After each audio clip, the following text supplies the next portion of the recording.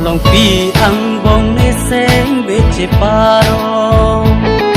Jili nang joy ne si seng beche paro Jili nang le nang lo ason te bo Sim sapa jirji ne kang hon ten bo Jili nang joy ne si seng beche paro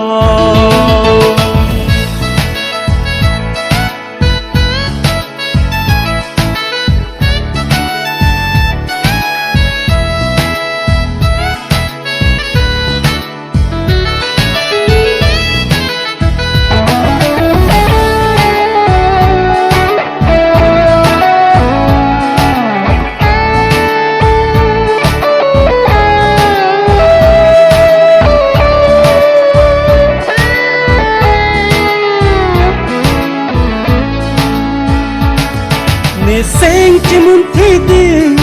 ni seng namun thidi tang ho nang pa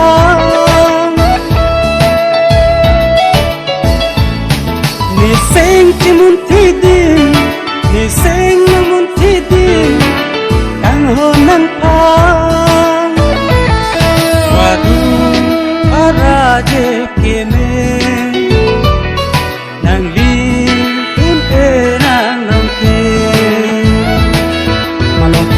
ang bong ne seng beche paro Jili nang joy ne si seng beche paro Jili nang le nang lo ason te bo Sim sapa jirji ne kang hon ten bo Jili nang joy ne si seng beche paro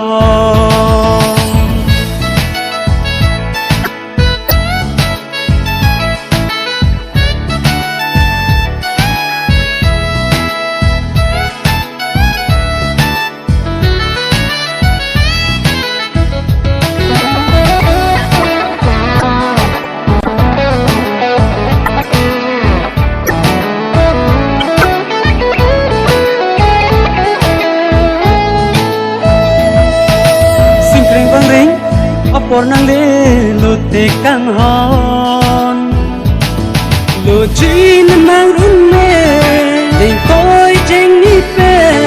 bong ko bong chin pe lu pong na keng ri sorong jing ne sim sa nang pi pa jir ji ne an ne run bo che lu nang